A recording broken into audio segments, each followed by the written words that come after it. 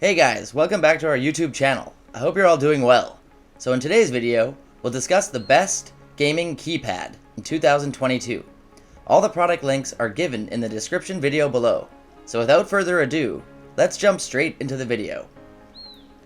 Redragon K585 Diti. Redragon continues to impress us with its durable, high-quality, affordable keyboards. Still, the Redragon K585 Diti is a bit of an oddity. Did the designers forget the other half? No, it's designed for gamers in mind, and what it offers makes it one of the best gaming accessories in your arsenal. We love mechanical keyboards, so it was a joy to discover that the Redragon K585 Diti uses Outemu blue switches. These blue switches provide a sharp clicking sound that is so nice to hear. They're really responsive and don't need a lot of pressure to activate.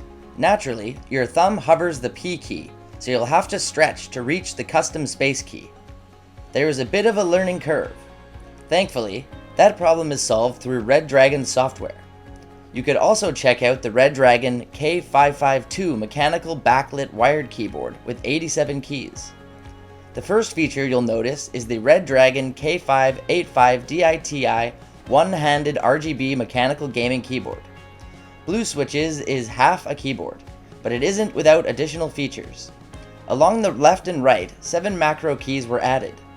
In addition to onboard macro keys, the detachable wrist rest is relatively comfortable. It's detachable through the use of magnets. It isn't relatively as high quality as the keyboard, but it will suffice. The text of the key is appealing, as is the RGB. The light shines through very clearly, and the reader is illegible. The Redragon K585 Diti performs all gaming session tasks with programmable key mapping and a comfortable detachable wrist rest. It takes some time to get used to it, especially the space key, but an otherwise enticing offer if you're still wielding a cheap office keyboard. It can't afford the whole experience of a top-notch gaming keyboard. Logitech G13. There are two main concepts behind the G13 and similar gaming keypads. Namely that you can have all of your programmable buttons at your fingertips at all times without a full keyboard, and that a device designed specially for this use can offer better ergonomic comfort and more control than even high-end gaming keyboards. In pursuing these goals, the G13 has 4 main parts to its design: a keypad, a wrist and palm rest, an analog mini-joystick, and a digital display. Following the curved contours of the keyboard is a built-in wrist rest and palm rest. Coated with a textured soft-touch rubber surface, the palm rest should be comfortable during long gaming sessions and stave off the carpal tunnel that regular keyboards can inflict on heavy users. The G13 comes with a software disk containing both the device drivers and Logitech's game panel for editing profiles and macro commands and adjusting the backlight color. You'll need to install the software before use since there is no plug-and-play functionality. The G13 also has onboard memory, which saves your profiles, key maps, and macros, even when you take the gamepad from one PC to another. You will, however, still need to install the software to the new PC before use. While there are gaming keyboards out there that try to offer similar levels of control and comfort, like the Editor's Choice Corsair Vengeance K90, or gaming mice covered in buttons, like the Logitech G600 MMO gaming mouse, nothing offers the level of comfort and control that a dedicated gaming keypad can offer. The Logitech G13 Advanced Game Board is a niche product, to be sure, but it's a good one. Razer Tartarus V2. The Tartarus V2 is what Razer calls an ergonomic keypad, meaning it's a small keyboard with 4 rows of 5 keys apiece, except for the bottom row, where there's a scroll wheel in place of the 5th key, above a handrest. Off to the side, there's an 8-directional D-pad, a small circular button, Alt by default, and a thumb button that usually functions as a spacebar. One area where the Tartarus V2 loses points right off the bat is in its key structure. Instead of mechanical switches like Razer uses in most of its high-end keyboards. In a nutshell, The keycaps mimic the feel of a mechanical keyboard while still relying on a squishy membrane underneath.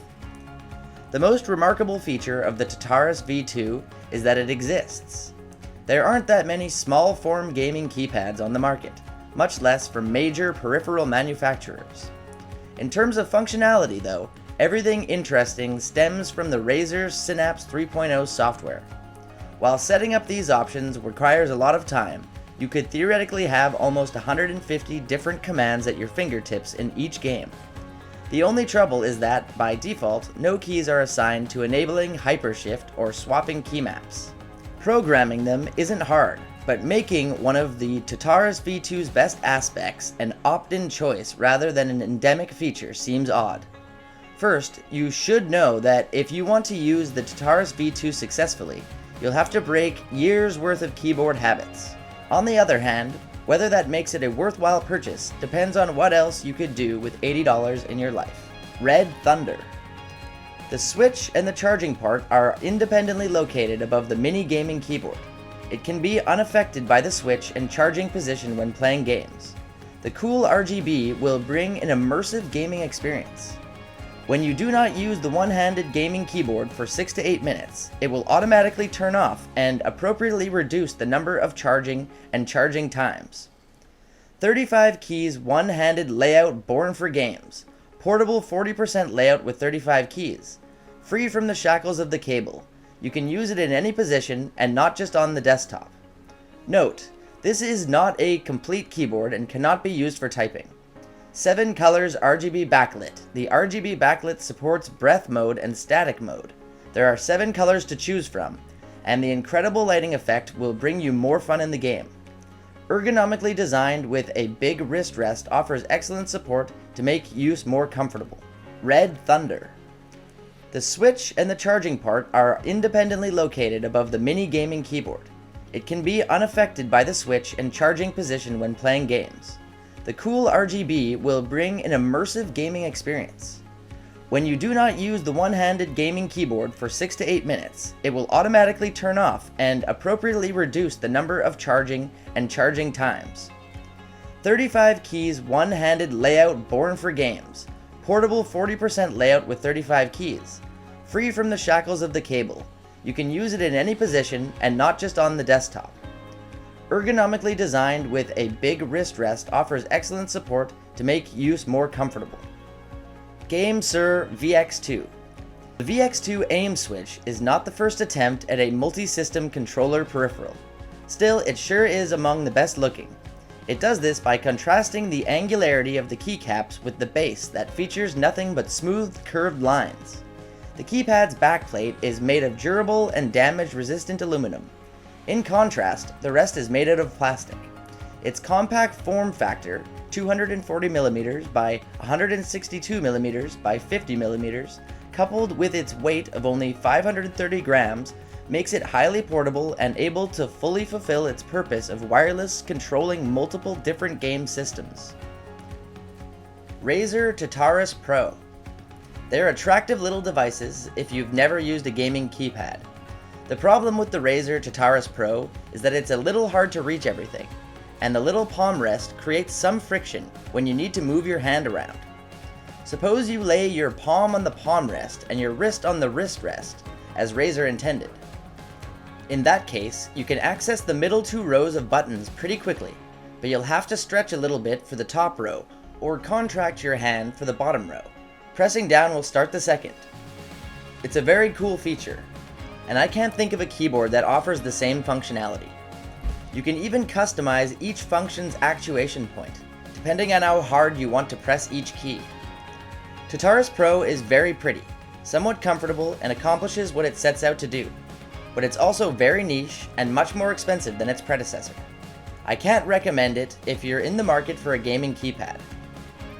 Still, I don't think it will revolutionize most folks' gaming experience. So that's all for today's video, so hope you guys enjoyed the video. If yes, do like, share, and subscribe, and share it with your friends and family.